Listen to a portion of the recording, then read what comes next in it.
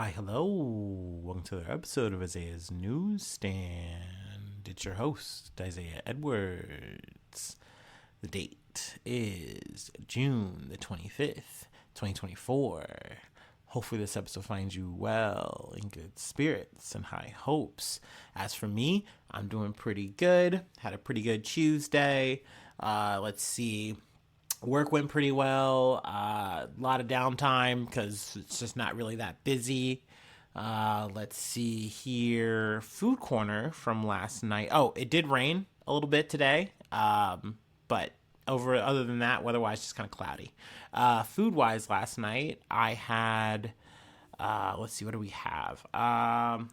More or less, it's the Mexican bowl that I make.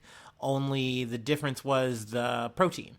I had bacon, I had chicken thigh, and I had steak in it. So that was good. It was a nice little variation on it. Went down real well.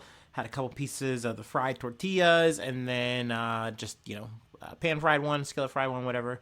Went down well. And some tortilla chips. So yeah, that was good. That was yummy.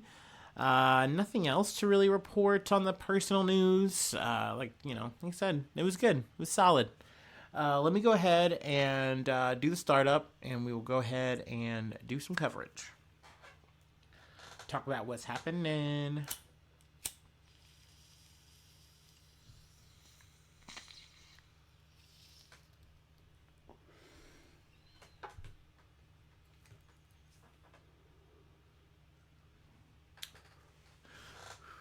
Also, I guess a bit of an aside, hopefully you caught the in-between episode I did with the Dr. Disrespect, because I do have a quick little update there. He came out with a statement today where he admitted to texting at least a minor. But he tried to say, like, oh, I wasn't going to follow through with actually meeting them, yada, yada, yada, but... and then he also tries to act like it was a mutual decision between him and Midnight Society, the studio he helped push the game that is going to be coming out. But kudos to Midnight Society for just being like, no, we looked into this, we did our due diligence, we're cutting ties with you. I know this is a blow for us, but it's just not worth it. So yeah, that's a quick little update there before we get into the guts of today.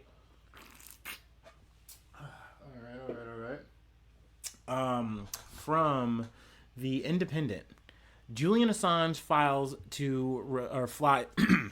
Julian Assange flies to remote Pacific island in plea deal with U.S. over espionage. WikiLeaks founder Julian Assange is due to land on a remote island in the Pacific on Wednesday, where his long-running campaign to avoid extradition to the United States will formally end and he will finally be a free man. The 52-year-old will appear before a judge in the U.S. territory of the Northern Mariana Islands to plead guilty to one charge after the U.S. dropped 17 other espionage charges against him. Having already served 62 months in jail, he will then fly to his native Australia to be reunited with his wife, 2 young sons, and other members of his family. It follows his dramatic release from Belmarsh Prison in London, where he spent 5 years in prison, largely in solitary confinement, fighting extradition, and a deal with U.S. prosecutors. I think combined time, there was 5 years in Belmarsh, and then in terms of him being at the Ecuadorian embassy in London, that was, I think, 7 years. So, quick math. 12. That's a long time to just more or less be in confinement, of one sort or another. Assange's wife, Stella, said she traveled to Australia with the couple's 2 young sons, Gabriel and Max, on Sunday when it became clear that Assange would be freed. It was kind of surreal to see this news. I kind of just came like a bolt out of lightning for me. I don't know. She said her husband's release would have not happened without the intervention of Australian Prime Minister Anthony Albanese, who has been increasingly vocal in demands for the United States to drop charges against Assange, which I think is very smart because let's say Biden doesn't win, Trump has no incentive to free Assange. In fact, he has quite the opposite. He wants to fulfill the thing that he kind of was setting out to do in his administration, which was, like, I think, to make an example out of someone like Assange for, like, leaking, military secrets and things of that nature. I mean, at one point, he was trying to greenlight an assassination of Assange, which is crazy. But yeah, I mean, it's definitely been a lot of twists and turns. I know that he initially was at the Ecuadorian embassy trying to flee a Swedish thing for a sexual assault allegation. I think there was, like, multiple women in that, but I think from what I've seen, those charges have been dropped. There's even one person saying, like, hey, like, I didn't have any control here, but I'm glad he's out. I just hope he doesn't do any of that stuff again. In terms of from Assange's side, he says that all of it was consensual, yada. I don't know much about that shit. What I do know is that from the journalistic angle of saying, hey, like, we see some injustices here. We see what, like, in terms of, like, the military secrets that were being held up, in terms of, like, people, like, our people, our soldiers blowing up, like, Iraqi civilians and things like that. I think it was Iraqi. It might have been Afghanistan, but it might have also just been a mix. There's a lot of files, but essentially, that was just being sat on. It wasn't being talked about. It wasn't being expressed, and they felt the need. Assange and Chelsea Manning saying, "Hey, we need to do something about this. We need to let people know what's going on. This would definitely change a lot of minds if they saw this shit." And the government didn't like that. So I think they really wanted to go out of their way. This shit started when Barack Obama was president, and now we've gone through two more presidents, or at least Trump and now Biden. So I mean, I'm glad that this is at least over. At least in terms of this aspect of it. We'll see what comes in the future. I know it's kind of a bit sloppy coverage, if you will, but yeah, actually, let me read the part I was going to highlight. Assange has been heralded by many around the world as a hero who fought, or who brought to light military wrongdoing in Iraq and Afghanistan. Among the files published by WikiLeaks was a video of a 2007 Apache helicopter attack by American forces in Baghdad that killed 11 people, including 2 Reuters journalists. He was indicted during former President Donald Trump's administration over WikiLeaks' mass release of secret U.S. documents. So yeah, it's been a long, twisty, windy road, and this has definitely been an interesting way to end it. With just one charge, and he's walking out with time served. There you go. I know some people are going to be, big mad about that, but like I said, I'm overall happy with the outcome of this. So yeah. Let's go ahead and move on. Let's hit the next beat. It's actually, next few stories, there's a lot of weather, a lot of flooding that I just wanted to kind of just knock out in one episode. From The Guardian. Weather tracker. Southern China hit by floods as north suffers from drought. Guangdong province in southern China has once more experienced severe flooding, 2 months after the late April floods and landslides led to more than 50 deaths. On Sunday, June 16th, heavy rainfall affected the area, with an average of 199 millimeters falling in Pingguan County.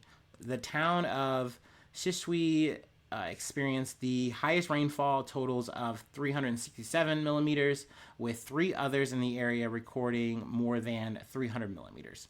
I'm sure that's a lot of rain, but, I'm an American.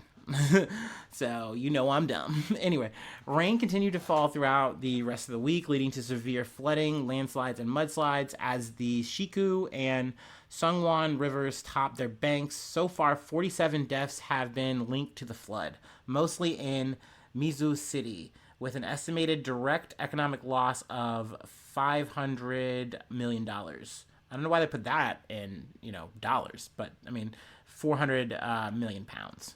There you go for that. Let's see here. Meanwhile, northern China is suffering from severe drought after weeks of scarce rainfall and extreme heat. Since the start of June, the area has been experiencing temperatures in the 30s and 40s Celsius, which is like in the hundreds. leading, actually, I think it's well over the hundreds, if I'm not mistaken, like 130s. I could look that up, but we're not gonna. Leading to an ongoing heat wave affecting crops, the energy sector, and public health. So it's tough all over in China. It's wet and dry at the same time. It's hot and wet. Let's see here, a little bit more there, but we can go ahead and move on to the next. This is a little bit of a blend on the two articles, so we'll go ahead and hit both of them. From NBC News, record flooding inundates northwest Iowa, prompts evacuations, isolates one city. And then from CNN, once it loads up for me, take your time. It's only my audience. At least 2 are dead from catastrophic Midwest flooding, and a Minnesota dam is at risk of failing. All right. So the first one from NBC kind of focuses more on Iowa. Iowa's mentioned in the other article as well, because it's just more or less just the Midwest apparently got a lot of flooding, though I feel like it was more on the western side of the Midwest. I know we've had a little bit of weather, and I can kind of recall a couple of moments and days of like light weather, but it wasn't too bad over here in Ohio. But yes, historic flooding struck parts of Iowa over the weekend, damaging nearly 2,000 properties and prompting evacuations and disaster declarations. Flooding on Saturday and overnight into Sunday was the result not just of direct rain. Some areas measured 15 inches. Hey, there we go. We're back in America, baby. In 2 days, Reynolds said. But also overflowing rivers, flooding dry communities downstream. National Weather Service meteorologist Roger Vachalek said. And Reynolds as in Iowa Governor Kim Reynolds. Let's see here. Precipitation drawn north from the Gulf of Mexico and parked over northwest Iowa and neighboring states was then unleashed in a clash with a cool low pressure wave moving from west to east, he said. Let's see here. An official tally for weather-related deaths over the weekend was not yet available. In Tucson, Arizona, fire officials said a motorist stranded in monsoonal floodwaters was declared dead Saturday when first responders discovered her lifeless body. In South Dakota, an 87-year-old man was driving a utility task vehicle, a golf cart-sized conveyance with off-ramp capability, died when it rolled down an embankment created by a washed-out roadway near Harrisburg on Saturday, the South Dakota Highway Patrol said in a statement. So yeah, that's pretty unfortunate. I mean, you normally think that's going to be totally roadworthy, but, you know, with these high water conditions, not so much. Let's see here. There's a little bit more here, but we're going to go ahead and shift to the other article from the CNN. I know it's going to load up again. Let's see here. They talk about the Rapidian Dam near Mankato, which is in imminent failure condition, the Blue Earth County government announced in a Monday Facebook post. We do not know if it will totally fail or if it will remain in place. However, we determined it was necessary to issue this notification to advise downstream residents and the correct regulatory agencies and other local agencies, the county said.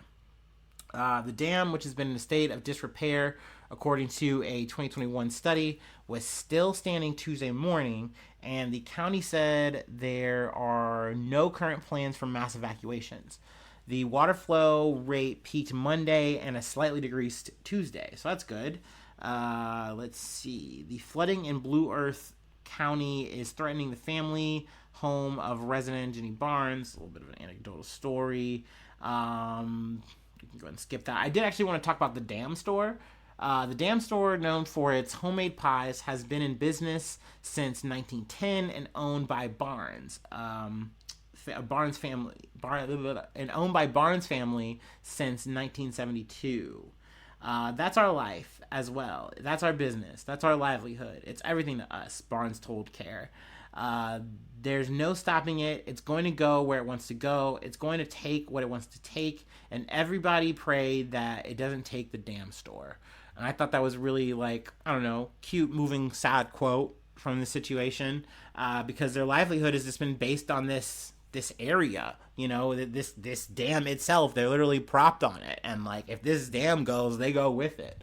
So that's a really scary proposition. I mean, obviously for your lively life, but also your livelihood.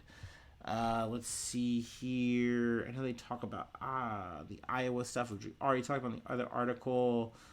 Let's see here. The other death that I wanted to mention. That's right.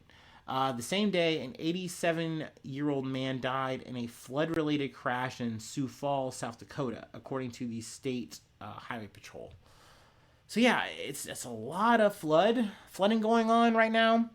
It's crazy that, like, in the same week that I'm telling you, like, internationally, all across the globe, we have all of this heat. I'm talking like heat domes and all this shit.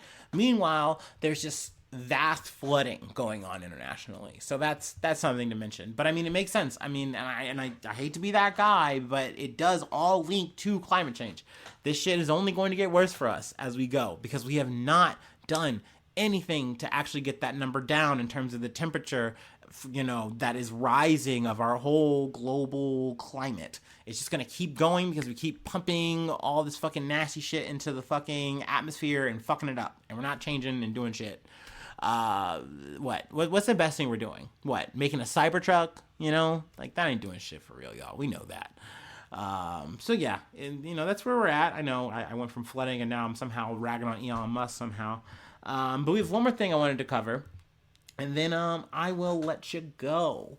But yeah, it's a bit of a digital get down, but not in the way that NSYNC meant.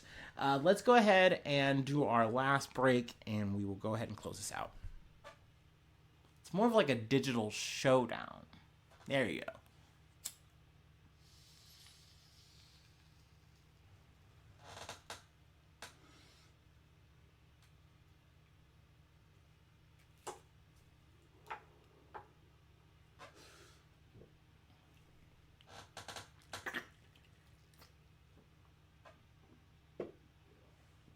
All right.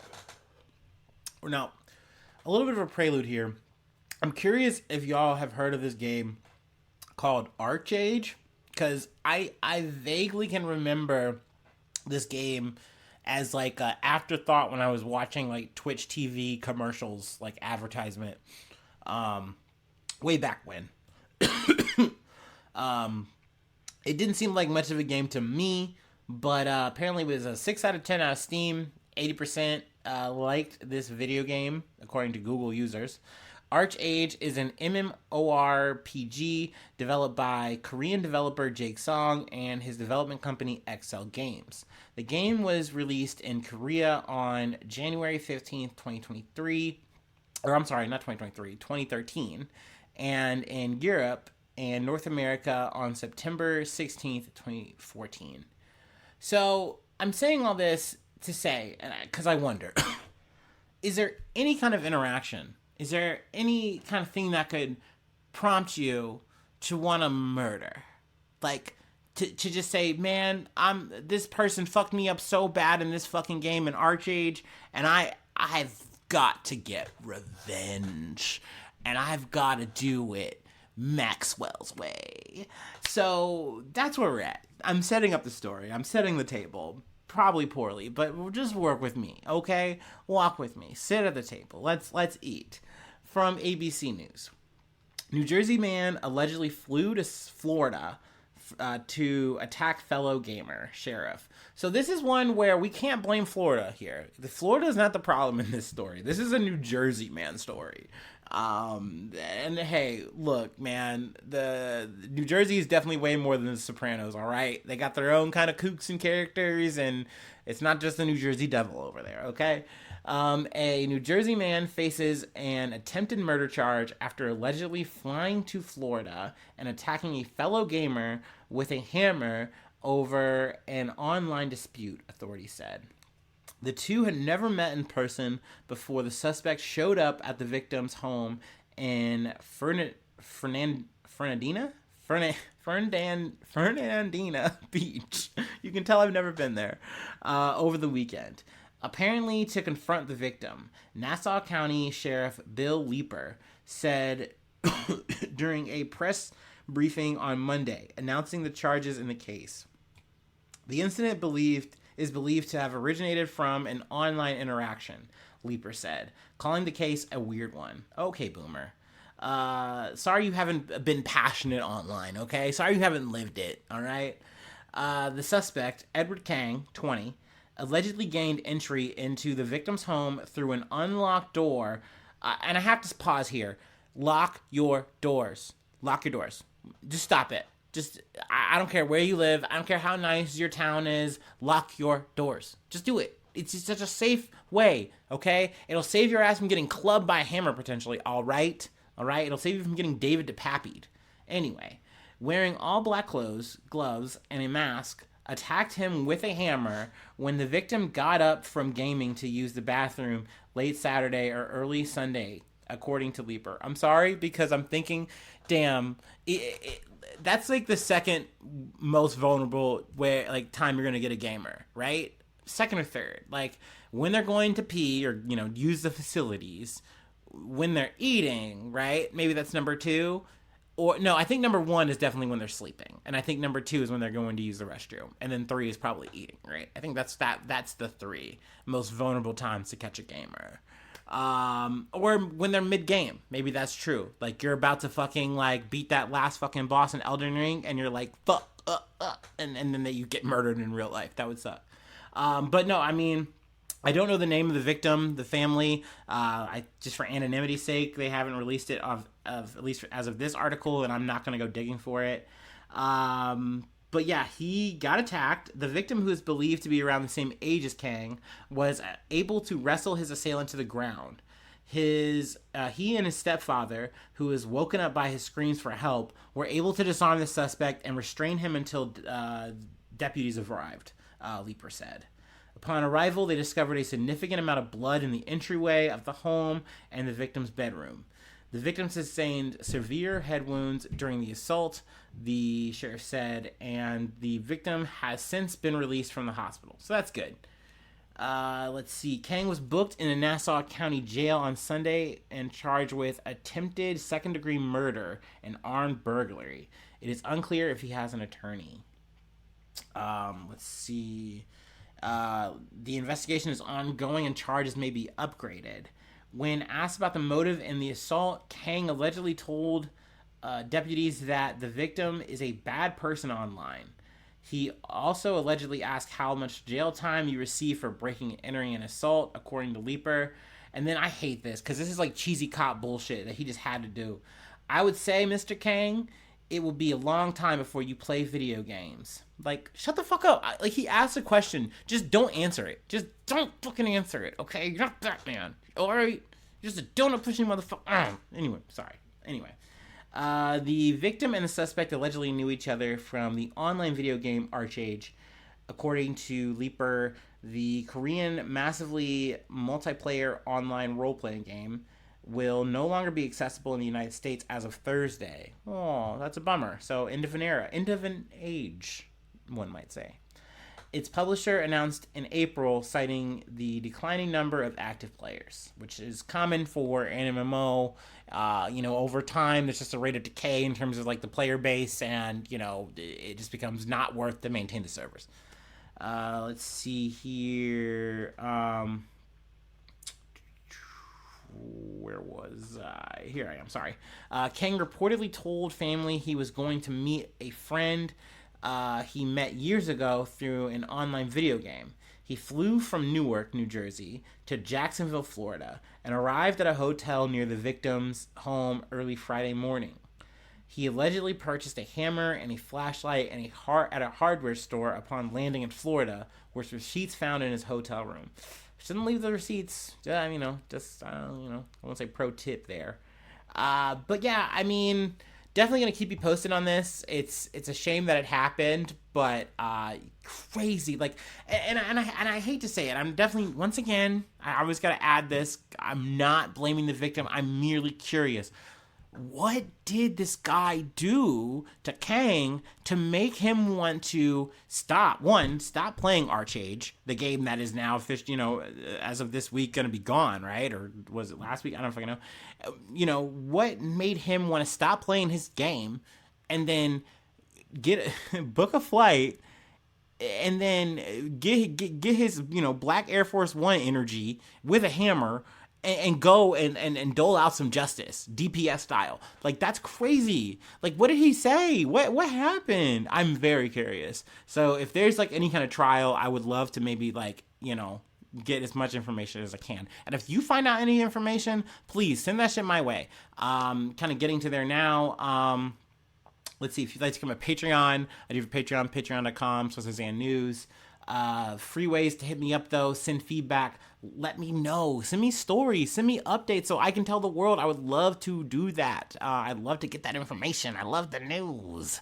IsaiahNews1@gmail.com. You can find me or the podcast on any of the socials. And hopefully you subscribe to the YouTube, or you follow on Spotify, or you just do whatever. All of that stuff helps the algorithm. Hitting the like buttons, hitting follows, and sharing and commenting. All that stuff's real cool. But I really appreciate so much that you listen. It means a lot to me, even if it's just see how I'm doing at the top of the episode. You don't even make it this far. It just means so much.